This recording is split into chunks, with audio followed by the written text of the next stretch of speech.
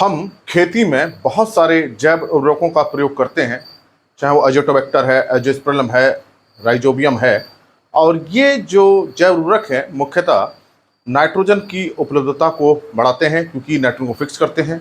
PSB है, ये phosphorus की उपलब्धता को बढ़ाता है और फास्फोरस पौधों को ज़्यादा उपलब्ध होता है पीएसबी के प्रयोग से। लेकिन एक जैव उर्वरक और होता है माइकोराइजा। ये बहुत ही अच्छा जैव उर्वरक है और आज मैं इस जैव उर्वरक के 4 जो सबसे बड़े फायदे हैं वो बताऊंगा, तब आपको पता चलेगा कि ये जो जैव उर्वरक है माइकोराइजा कितना महत्वपूर्ण है और हमको इसका प्रयोग करना चाहिए। तो क्या है ये माइकोराइजा और क्या है इसके फायदे, आप इस पूरे लेक्चर को सुनेंगे तो ये आपको समझ में आएगा। माइकोराइजा जैसे एजोटोबैक्टर है, एजोस्पेरिलम है, इसी तरह से माइकोराइजा भी एक जैव उर्वरक मिलता है, बाजार में उपलब्ध है, जो जिसे हम अंग्रेजी में बायो फर्टिलाइजर कहते हैं।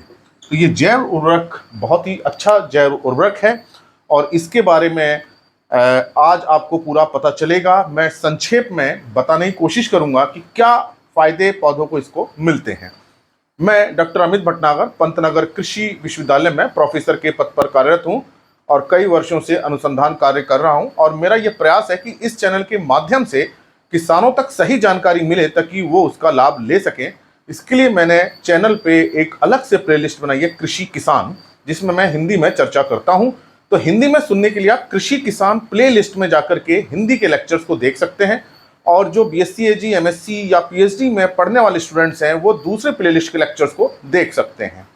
तो जो बात है माइकोराइजा की, तो माइको मीन्स होता है फंगस, कवक, और राइजा कहते हैं जड़ को। तो जो जड़ के चारों तरफ जो फंगस बन जाती है उसको माइकोराइजा कहते हैं। और अधिकांश पौधों में प्राकृतिक रूप से, चाहे वो पौधे हमारे छोटे हों, चाहे वो पेड़ हों, किसी फूल के पौधे हों, फल के पौधे हों, किसी भी तरह के पेड़ हों, अधिकतर जो पौधों की जड़ों में प्रकृति ने इस तरह की कवक दी है जो जड़ में रहती है, जड़ के साथ रहती है और पौधे को लाभ पहुंचाती है। और इसी कवक को हम जैव उर्वरक के रूप में प्रयोग करते हैं। तो देखिए, इसको थोड़ा सा आप चित्र को समझें तो ये आपको बहुत अच्छा समझ में आएगा कि ये मान लीजिए जड़ है और ये जड़ की अपनी कुछ गहराई होगी, कुछ चौड़ाई होगी।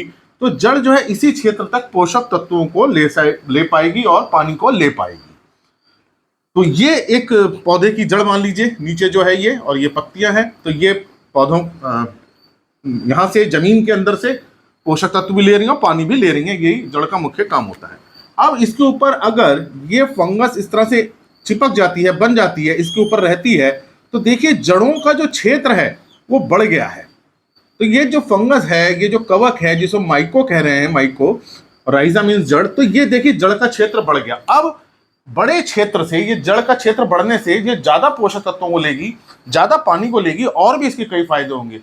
तो ये जो माइकोराइजा होती है वो जड़ पे रहती है, जड़ के अंदर भी रहती है, जड़ के ऊपर भी रहती है और एक लपेट देती है जड़ को चारों तरफ से, जिससे जड़ का क्षेत्र बढ़ जाता है, आयतन बढ़ जाता है और फिर वो पोषक तत्वों का और पानी का अवशोषण करती है।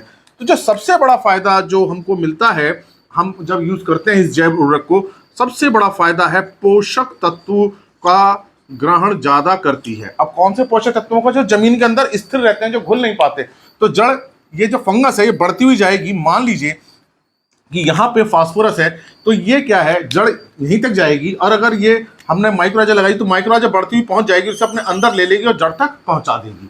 तो ये माइकोराइजा बढ़ती रहती है और पोषक तत्वों तक पहुंच जाती है और पोषक तत्वों को अपने अंदर लेके जड़ तक पहुंचा देती है। तो ऐसे पोषक तत्व जो जमीन के अंदर स्थिर रहते हैं, जो हिल नहीं पाते हैं या जो अघुलनशील होते हैं, उनको बहुत ज्यादा अवशोषण करती है। तो ऐसा जो मुख्य पोषक तत्व है वो है फास्फोरस। तो फास्फोरस का बहुत ज्यादा अवशोषण इस माइकोराइजा के द्वारा होता है। अगर हम माइकोराइजा का प्रयोग करेंगे तो फास्फोरस का शोषण बढ़ेगा। इसके अलावा जिंक है, जिंक भी बढ़ता है, सल्फर है, कैल्शियम है, मैग्नीशियम है, बहुत सारे तत्व हैं जो जमीन में रहते हैं, उनका अवशोषण को बढ़ा देगी। सबसे ज्यादा जो फायदा मिलता है वो मिलता है फास्फोरस का। तो ये बहुत फायदा है कि जो फास्फोरस जमीन का अघुलनशील है, हम जानते हैं फास्फोरस घुल नहीं पाता, फास्फोरस की उपलब्धता पौधों को बहुत कम होती है। तो माइकोराइजा के करने से जो हमने खाद के माध्यम से जो दे रखी है या जो पहले से मिट्टी में फास्फोरस है वो पौधे को मिल जाती है, नहीं तो वो ऐसी पड़ी रहती है। क्योंकि फास्फोरस जमीन के अंदर घूमता नहीं है, हिलता फिरता नहीं, जैसे नाइट्रोजन घूमती है, ये घूमता नहीं है, ऐसे ही पड़ा रहता है। तो और जड़ जब ये फंगस बढ़ जाती है, कवक आ जाती है, तो जड़ इसको ले लेती है। पहले तो फायदा ये है। दूसरा फायदा जो है, पानी का अवशोषण देखिए बढ़ जाएगा, जड़ें की लंबाई बढ़ जाएगी फंगस के द्वारा। ये क्योंकि फंगस है, पानी को ज़्यादा लेगी, तो जो इसकी जल ग्रहण करने की क्षमता है वो बढ़ जाएगी। मिट्टी में जब सूखा आ जाएगा तो उसको भी सहन कर लेगी, क्योंकि जड़ें नीचे तक जाएंगी, पानी को लेगी, तो सूखा सहन करने की क्षमता भी इसके अंदर आ जाती है। तो ऐसे क्षेत्र जहां पानी कम है, बारिश कम है, खेत जल्दी सूख जाते हैं, पौधे सूखने लगते हैं, तो उनमें अगर हम माइक्रोराइजा और जैव उर्वरक का प्रयोग करेंगे तो जल्दी सूखेंगे नहीं। सूखा सहन करने की जड़ों में ताकत आ जाएगी इस माइक्रोराइजा की वजह से। तो कम वर्षा वाले क्षेत्रों में, सूखे वाले क्षेत्रों में ये जैव उर्वरक बहुत ज़्यादा लाभकारी है। तीसरा जो फायदा होता है वो ये है कि जो इसमें जमीन के अंदर कुछ जीव ऐसे होते हैं जो पौधों की जड़ों में रोग करते हैं। अब मान लीजिए कोई रोग है, उसका वो यहाँ से चलता है, तो ये फंगस उसको आने नहीं देगी अंदर। पहली बात तो ये है, क्योंकि ये एक बैरियर का काम करती है। मान लीजिए कि कोई जीव है, ये अंदर रोग करना चाह रहा है, तो ये इससे टकराएगा, ये जड़ तक नहीं पहुंच पाएगा, बहुत ही कम पहुंच पाएगा। तो एक तो फिजिकल बैरियर, मतलब उसने अवरोध बना दिया, इस फंगस ने, कवक ने, वो हो जाएगा। दूसरा, पानी का अवशोषण हुआ है और पोषक तत्व बहुत अच्छे मिलने, तो जड़ मजबूत है, हेल्दी है। तो हेल्दी है, मजबूत है, तो उसका जो दूसरी जो रोग हो रहे हैं उनके इन्फेक्शन भी क्या होगा, कम होगा। तो रोग सहन करने की क्षमता भी बढ़ती है। तो रोग सहन क्षमता या रोग भी कम लगेंगे, रोग सहने की क्षमता बढ़ जाती है। तो सूखा सहने की क्षमता बढ़ती है, रोग सहने की क्षमता बढ़ती है। तो ऐसे पौधों में जो जमीन से, मिट्टी से जो रोग लगते हैं वो कम हो जाते हैं, क्योंकि वो फंगस उसको रोक रही है, उसको चूंकि जड़ के चारों तरफ कवर बना दिया है। फिर जो चौथा जो हमको फायदा होता है वो हमको ऐसे नजर नहीं आता है। देखिए, ये जो कवक है, फंगस है, ये जब बढ़ती है तो बहुत सारे पदार्थ निकालती है, बहुत ऑर्गेनिक कंपाउंड निकालती है, बहुत सारे रसायन निकलते हैं। उस कारण से भूमि में भुरभुरापन बढ़ता है, तो मिट्टी जो है भुरभुरी हो जाती है, भुरभुरी मिट्टी रहेगी। और ये भुरभुरी मिट्टी होने की वजह से जो वायु का संचार है वो बहुत अच्छा होगा, और उसके अंदर जो दूसरे सूक्ष्म जीव हैं, जो बैक्टीरिया, जो हमारे लाभदायक बैक्टीरिया, फंगस है, वो भी बहुत अच्छे ग्रो होते हैं, क्योंकि मिट्टी में वायु संचार बढ़ जाता है। तो भुरभुरी मिट्टी है, जो इसकी हाइपी है, जो ये बढ़ता है, जो कवक के तंतु होते हैं, ये मिट्टी ऐसे पदार्थ निकलते हैं जिससे मिट्टी में भुरभुरापन बढ़ जाता है, मिट्टी भुरभुरी रहेगी, तो हवा अच्छी लगेगी, पानी अच्छी लगेगा, और जो दूसरे सूक्ष्म जीव जो लाभदायक है उनकी संख्या भी बढ़ जाती है। तो ये चार बहुत अच्छे फायदे हैं। पोषक तत्व, खासतौर से फास्फोरस का बहुत अच्छा अवशोषण होता है, सूखा सहन करने की क्षमता होती है, रोगों को सहन करने की क्षमता होती है, और जो मिट्टी का भुरभुरापन पड़ता है जिससे मिट्टी भी अच्छी बनती है। तो अगर आप ये जैव उर्वरक प्रयोग करते हैं माइक्रोराजा, तो पौधे को तो फायदा होता ही होता है, मिट्टी को भी फायदा होता है, और इस मिट्टी में फिर जो हम पौधे उगाते हैं वो बहुत अच्छे होते हैं।